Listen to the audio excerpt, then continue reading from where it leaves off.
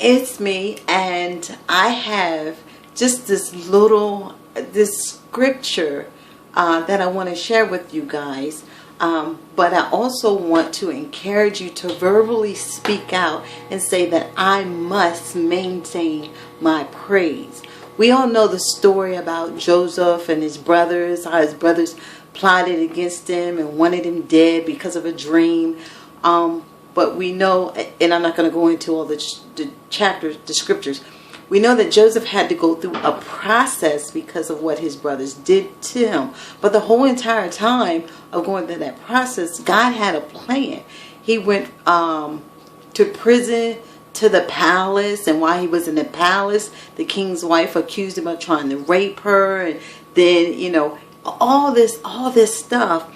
But to make a long story short, I want to get to the part where the king made him second in command. Out of all that crazy stuff that Joseph experienced, that his brothers had set him up, it started out with something negative that ended up to be something positive. Well, at the end of the story, the scripture says that the king put Joseph in second in command, where you had to come to him in order to get the things that you wanted, the food and all that kind of stuff. You had to come to Joseph.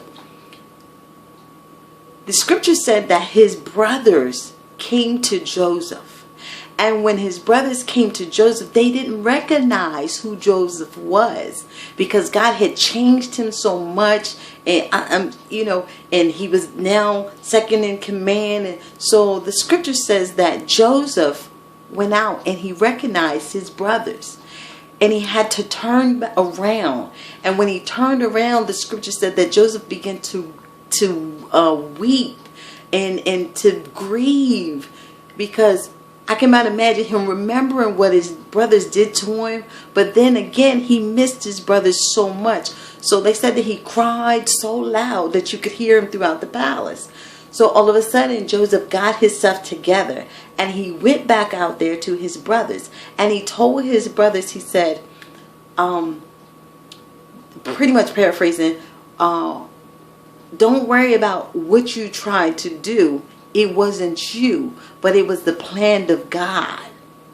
I'm not quite sure exactly how that phrases it. You can look it up. But it did say that Joseph went to his brothers and he stood, in front of his brother, and he told them, don't worry, just calm down. I forgive you. It wasn't you. It wasn't you that did this to me. It was God's plan in order for me to get where I am right now. So what am I saying? I'm saying that, yes, there are people who may have tried to plot against you, who have tried to mess up your character, who tried to make it seem like, you did this and you did it. Don't get all twisted. Don't get upset. You may have to cry. Turn your back towards a situation and you cry. You do what you got to do. But you turn right back around and you face that same thing. That same thing that made you cry. And you speak to that thing and you say, I must maintain my praise. You've got to maintain your praise regardless of what it is you go through, what circumstances you go through. So you have to go through that whole entire process to get to the end of the thing. Because at the end, Joseph, the same people that tried to kill him, that tried to cause harm to his life, was the same people that had to come to Joseph and had to ask Joseph for help. But Joseph's heart was so pure, and he had got over that he was able to forgive them and help them. So what am I saying? Go through your process. But at the end, get all that bitterness, get all that hatred, get all that ooky stuff out of your system.